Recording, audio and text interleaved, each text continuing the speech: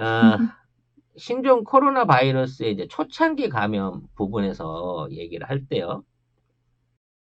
그 중국 방역 당국이 이 1월 말에 초기 환자죠. 이게 확진 환자 425명을 연구한 가운데 60대 이상이 절반이었고, 그리고 어, 당뇨, 암, 만성질환, 뭐 폐질환, 신장질환 같은 사람들이 이 나머지 전부 다 이 병력을 갖고 있었다니까. 굉장히 건강한 사람은 죽지 않는다라는 이런 발표를 했어요. 뭐 그렇게 얘기한다고 치면 마치 몸이 약한 사람만이 이 바이러스를 감염이 됐을 때 치명적인 타격을 입는다라고 말할 수 있는 부분이 있는데 저는 여기에 이제 제일 그 희한하게 본 게 말이죠. 이게 이제 몸이 약해서 사람이 이 바이러스 때문에 죽는다고 치면 노인들도 죽을 수 있지만 어린아이들도 사실 그 감염에 약한 게 사실이거든요. 네, 취약하죠. 네, 근데 15세 미만의 어린이 감염 사례가 없다라는 거예요. 그래서 중국 보건 당국들이 어린이는 경미하게 앓고 지나간다. 그냥, 그냥 그 가벼운 감기처럼 가볍게 앓고 지나간다라고 하는 얘기가 있었다는 거죠. 그래서 제가 한번 생각을 해본 거예요. 최근에 이제 이러한 그 코로나 바이러스를 치료하는데 일종의 항생제 주스들을 많이 씁니다. 그래서 항생제를 이것저것 복합적으로 섞어갖고 쓰는 거죠. 그래서 일반적인 감기 항생제나 타미프로 같은 데다가 에이즈 바이러스를 죽일 수 있는 균을 쓴다든지 뭐 여러 가지 이 바이러스를 섞어서 이거를 섞어서 주게 되면 거의 죽었던 환자가 살아났다라고 하는 임상 예들을 많이 꺼내놓고 있습니다. 근데 이런 방식 우리가 메르스 때에도 많이 사용했던 방식인 거예요. 그래서 제가 개발적으로 생각할 때는 자, 이번 그 중국 바이러스 같은 경우 어린애는 안 걸린다고 하니까 성장 호르몬을 같이 투여해 보면 혹시 저항력이 확 올라가지고 어, 사망자가 줄지 않을까라는 생각을 해보게 됩니다. 왜냐면 어른과 62세 노인과 어린아이의 차이는 성장 호르몬이 생기느냐 안 생기느냐 차이가 제일 큰 거 아니에요? 그래서 혹시 이게 성장 호르몬에 관련된 일종의 그, 그 전염 또는 그 면역 경로에 대한 해답이 있지 않을까라는 개인적인 생각을 해봤습니다. 근데 그거 되게 위험한 생각이잖아요. 왜? 호르몬 제제는. 근데 뭐 많은 분들이 미용을 위해서도 성장 호르몬 많이 맞죠. 아, 네. 그러니까 별로 추천하지 않죠. 아니, 치료적인 차원에서 생각을 해볼 필요가 있다는 거야. 왜 어린애는 안 걸리느냐? 이런 바이러스가 없었거든, 지금까지. 무슨 놈 감기에 어른은, 노인네들은 걸리는데 애들은 안 걸린다. 이런 바이러스가 어딨냔 말이야. 음. 아무튼 뭐, 이거 개인적인 생각이었습니다. 아무튼 이제 중국 관련해가지고 이제는 그 잠복기에 대한 부분이 이제 또한 미스터리예요. 아, 정말 이 바이러스 미스터리 많습니다. 대체로 감염되고 한 일주일에서 열흘 정도 안에 증상이 나타난다고 합니다. 이게 이제 코로나 바이러스의 전통적인 특징이에요. 몸 안에 들어오면 깨끗하게 있다 나갈 거 아니면 한 2주 안에는 대부분 발현을 하거나 끝난다는 거죠.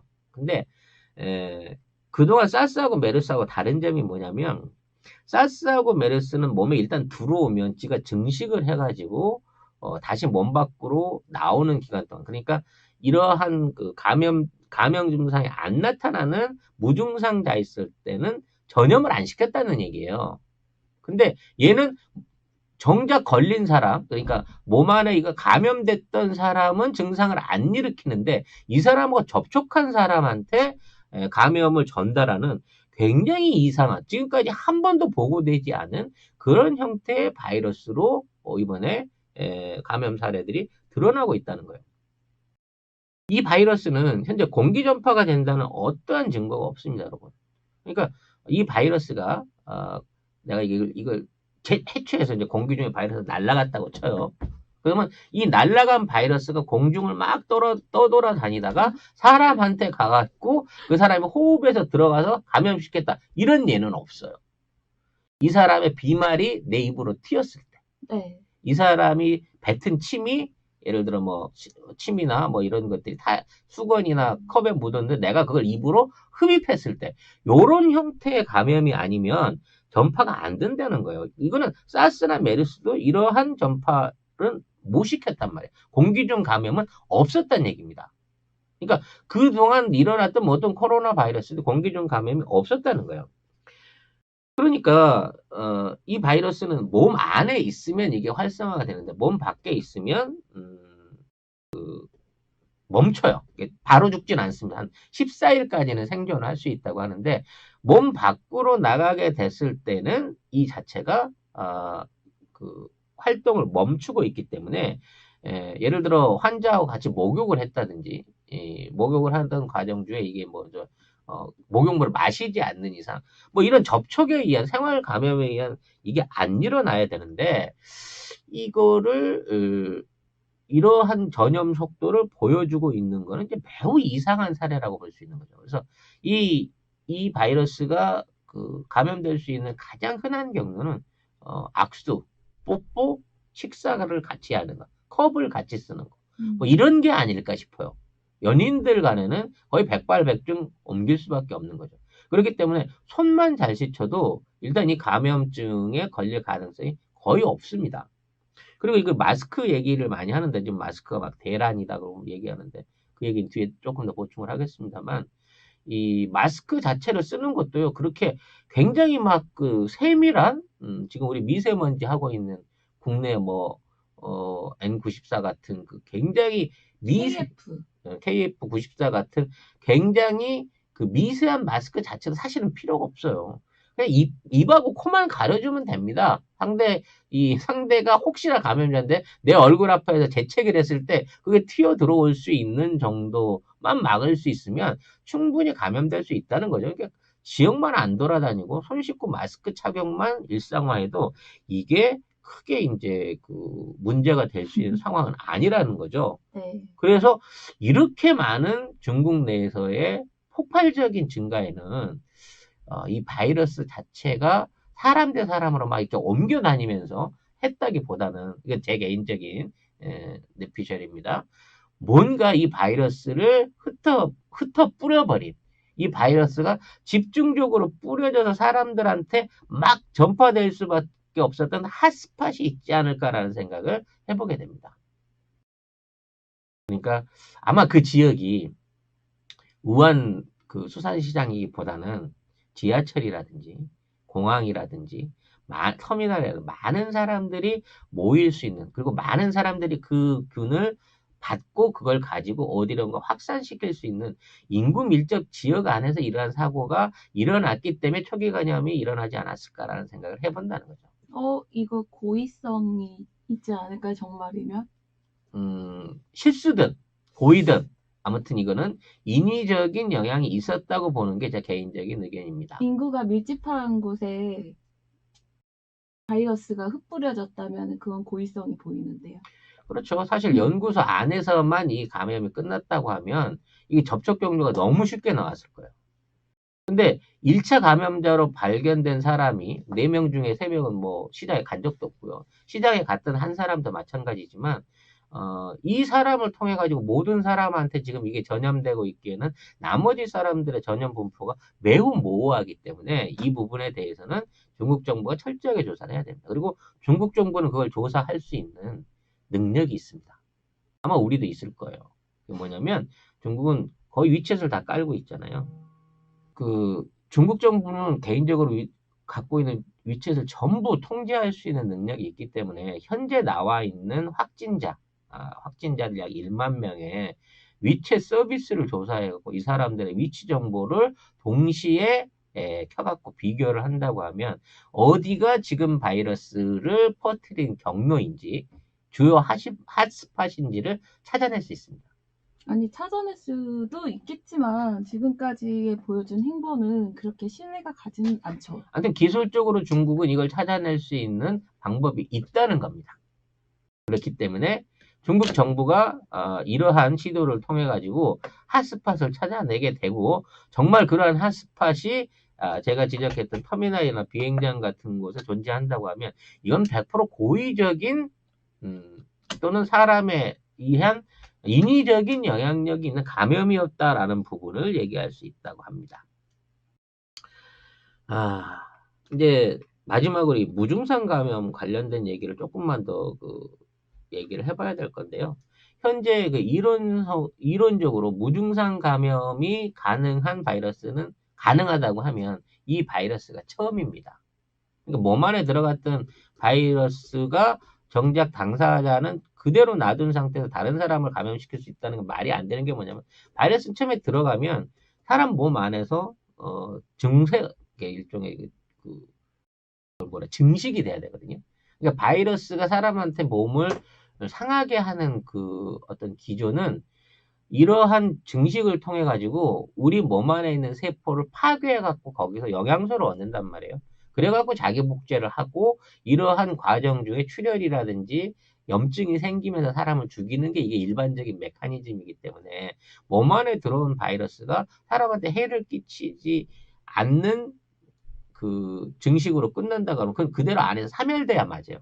그러니까 이 사람이 염증을 보이면서 뭔가 바이러스가 증식되는 시즌이 와야 그때부터 재감염이 가능한데, 이거는 그러한 재감염 없이 마치 메뚜기가 이리저리 뛰어다니듯이 감염자들을 옮겨 다니면서 감염을 시킬 수 있다라는 게 무증상 감염자들의 확산에 대한 미스테리인 거거든요.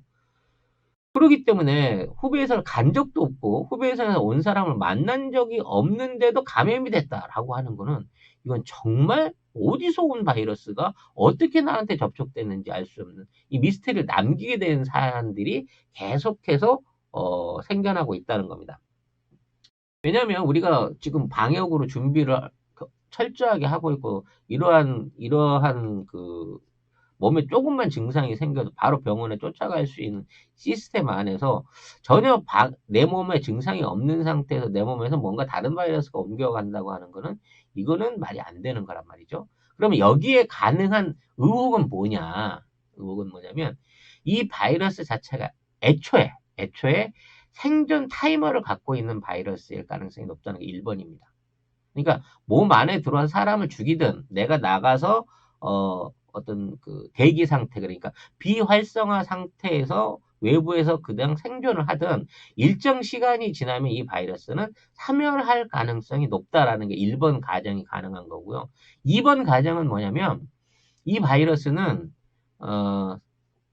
사람 몸에 상관없이 사람의 침이나 의복이나 뭐 수건이나, 또는 내가 버스나 전철에 손잡이를 만져서 거기에 있는 어떤 물질 안에 이렇게 묻어 있는 상태 안에서도 계속 존재하면서 그 자체로서 다른 데 옮겨가는, 그러니까 요거는 사실은 균에 가까운 특성이거든요. 바이러스가 할 수 있는 생존력이 아니에요. 근데 그러한 생존력을 갖고 있는 바이러스라는 겁니다. 근데 이러한 생존력도 갖고 있으면서 타임시계로 일정 시간 한 뭐 14일에서 5일이 되면 더 이상 증식을 못하면 죽어버리는 이런 바이러스다.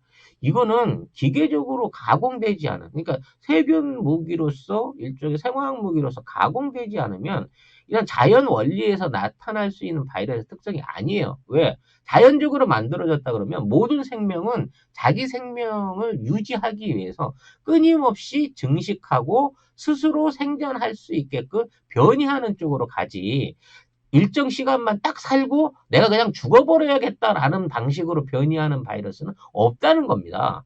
그렇기 때문에 이 우한 바이러스가 인공적인 바이러스일 가능성은 점점 더 높아지고 있다라는 게 제 의견이라는 거죠. 아무튼 뭐 이러한 의혹들을 전반적으로 이제 설명을 해봤습니다만, 여기에 이제 드러나는 마지막 의혹을 좀 정리를 해봐야 될 것 같아요. 뭐 한국에 대한 얘기는 뭐 다음 시간에 조금 이따 이어갈 거기 때문에, 가장 중요한 거는, 일본이요? 아니요, 이 WHO의 비상사태 선언에 대한 부분입니다. 사실 이게 6번째 비상사태 선언이에요. 이게 이제 대유행을 할 수 있다라고 해갖고 이제 공포심을 조정하고 있는 건데, 이러한 그 WHO의 비상사태는, 자, 이 병에 대한 방역을 할 수 있는 시스템이 중국이나 일부 서구 국가들을 제외하고는 없다는 겁니다. 그러니까 아프리카라든지 중동의 뭐 외진 지역이라든지 남미라든지 일종의 이제 GDP가 좀 떨어지고 그 보건 부분에 대한 어떤 컨텐츠들이 부족한 국가로 넘어가게 되면 이 병이 치명적일 수 있기 때문에 이거를 비상사태를 선포했다라고 얘기를 하고 있어요. 그래서 이러한 부분에 있어서 이제 이 비상사태를 선언함으로 인해서 국제적으로 굉장히 많은 그 일종의 단절 사태가 만들어지기 시작하고 있습니다. 그러니까 중국인들에 대한 전반적인 입국 거부부터 시작해가지고 이 모든 게 이제 현재 그 중국을 세계의 적으로 만들어가면서 단순하게 중국이라는 국가 브랜드뿐만 아니라 중국하고 교역되는 모든 상품과 인력의 교육을 전부 다 중단시켜버리는 형태를 만들어가고 있다는 거죠. 그렇기 때문에 이러한 선언은 함부로 일어나서는 안 되는 겁니다, 사실. 근데 이러한 선언이 사실 WHO가 그렇게 힘 있는 기구도 아니고요. 보조금 안 받으면 이건 뭐 그냥 그 제대로 유지될 수 있는 기구도 아니거든요. 이 WHO의 최고의 지원국, 보조금을 가장 많이 내는 나라가 어느 나라일까요? 중국. 그렇죠, 중국이죠. 그리고 지금 이 사무총장도 이디오피아 사람입니다. 아프리카 사람이에요. 네. 그러니까 사실 중국 애들이 돈을 줘갖고 밀어가지고 힘없는 허수아비를 안 치고 여기에 직접적인 영향력을 행사한다라고 볼 수 있는 국가가 이제 중국인 건데. 그리고 실제로 아프리카 경제는 중국으로 돌아가고 있어요. 근데 이러한 WHO가 중국의 이익에 반하는 이러한 선언을 어떻게 할 수 있었을까라는 생각을 해보는 거죠. 왜냐면 이건 이제 보통 배짱 아니면 안 되거든. 중국을 작살낼 수 있는 국제적인 위기 상황을 만들어낼 수 있는 이런 선언을 왜 사태가 아직 그 뭐 전 세계적인 감염자가 나오곤 있습니다만 사망자가 늘어나지 않잖아요. 중국 안에 있는 중국 사람만 죽고 있는 이 상황에서 비상사태를 조기 선언한 것일까? 이거는 중국의 의도가 반영됐다고밖에 볼 수가 없는 겁니다. 중국이 해달라고 했다는 거예요. 이러한 대유행에 대한 내용을. 왜냐하면 지금 일어나고 있는 사태를 중국이 자체적으로 수습해 보기 위한 1차적인 노력이었다는 거지. 지금 이 바이러스가 해외에 나가서 뭐 독일이나 미국이나 일본에서 뭐 수백 명을 죽여버린다라고 하게 되면 사실 중국의 국가 브랜드라든지 어떤 외교 상황에서 굉장히 곤란한 상황이 돼요. 중국이 가해자가 되는 거기 때문에. 그렇기 때문에 조기에 이게 만들어진 게 아닌가라는 생각을 해볼 수밖에 없다는 거죠. WHO의 선언이 조기에 이루어졌다고요? 너무 빨리 이루어졌다는 거예요. 이 선언이 너무 빨랐다고요? 아니, 선언이 아니고 이러한 감염 사태를 비상사태로 선언한 자체가 너무 빨랐다니까, 이번에는. 그래요? 네. 그래서 나는 이게 중국이 자국 내에 있는 부분을 막기 위해서 일종의 그 WHO하고 짜고 친 고스톱이라고 나는 생각을 해요. 지금 이 우한 이제 지난 시간에도 말씀드렸습니다만 우한에서 폐렴이 발생한 건 이번이 처음이 아닙니다. 상시적으로 우한에서는 폐렴이 발생했다라고 하는 뉴스들이 매년 나와요. 근데 이번에는 이 사태가 굉장히 심각하게 일어났죠. 그리고 12월 초에 이 전염성 이러한 발생을 이미 사전에 중국 정부가 보고를 받았고 WHO에도 알려진 걸로 나와 있습니다. 그 당시에는 전염성과 독성을 완전히 무시했어요. 이건 뭐 그렇게 국제적으로 확산될 사안이 아니다라고 얘기를 하는데 12월 중순 이후부터 굉장히 이상한 기류가 생긴 겁니다. 이미 그 우한 내에 거주하고 있는 의사들이 SNS나 온라인을 통해 가지고 우한 지금 이상하다. 뭔가 알 수 없는 폐렴 환자들이 급속 확산되고 있다라고 하는 걸 SNS에 날려요. 그래서 중국 정부가 이 부분에 대해서 그 SNS를 전부 삭제하고 의사들을 일종의 그 SNS를 못 하게끔 통제를 해서 막아버립니다. 그리고 중국 정부 자체가 12월 초에 우한에서 바이러스가 발생할 수 있다라고 하는 부분을 시 정부에다가 알렸다고 합니다. 근데 이 시 정부는 폐쇄 조치가 너무 늦어버린 거죠.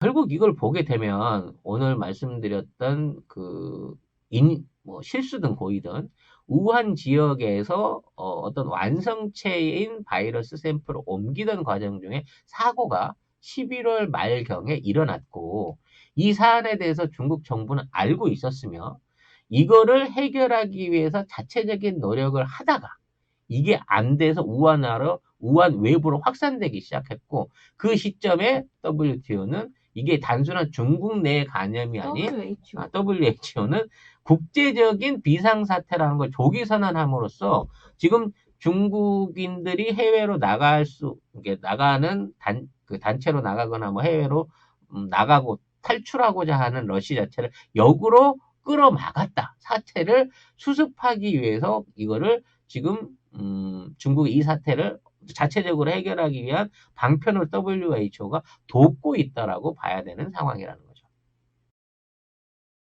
얘기를 좀 정리를 하고 요 테마를 마무리 짓자면 현재까지도 10,000명이 넘는 게 이제 뭐 중국 주장을 그대로 받아들이자고 하면 10,000명이 넘는 확진자 속에서 약 200여 명의 사람이 이제 사망을 했습니다. 2% 정도 사망을 하고 있는 상황이고 이게 대유행으로 가느냐 안 가느냐에 대한 고비는 5일부터 8일 안에 결정이 납니다.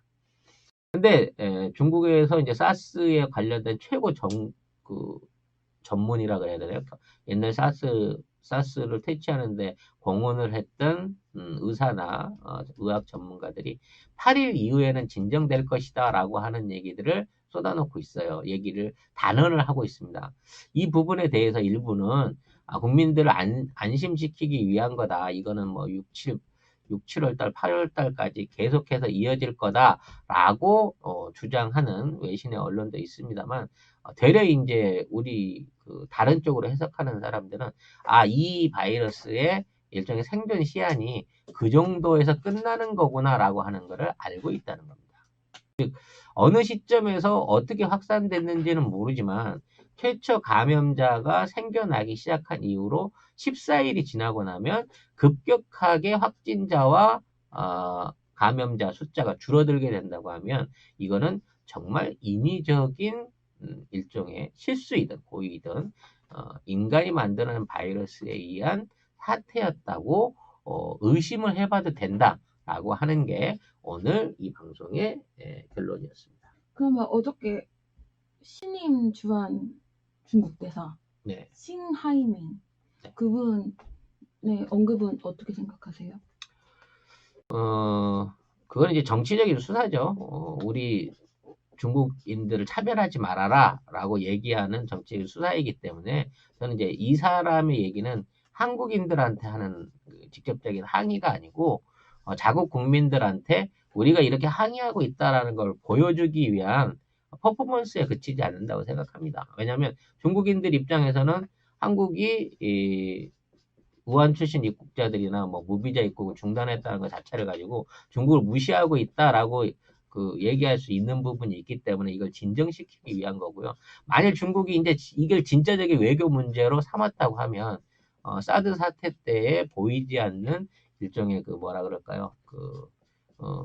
보이지 않는 비열한 무역 장벽을 가동하거나 한한령을 내리는 것처럼 무역 제재를 하겠죠. 근데 지금 있는 사태는 오히려 중국 정부가 원하고 있는 상황이다. 지금 사태를 수습하기 위해서 지금 불안해하는 중국인들이 무작정 해외로 도망가려고 하는 일종의 탈출 러시를 막아야 하기 때문에 국제적인 공조가 필요한 상황이다라고 역으로 이해를 하셔야 될 것 같습니다. 아니, 저는 그분이 신임장도 받지 않은 상태에서 한국어는 굉장히 잘하시더라고요. 근데 그런 말씀을 하셨다는 게 안 하니만 못했다고 저는 생각을 해요.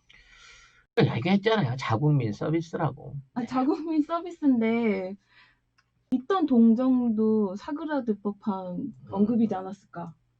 네, 맞습니다. 근데 요 얘기 이제 여기서 대충 정리를 하고요.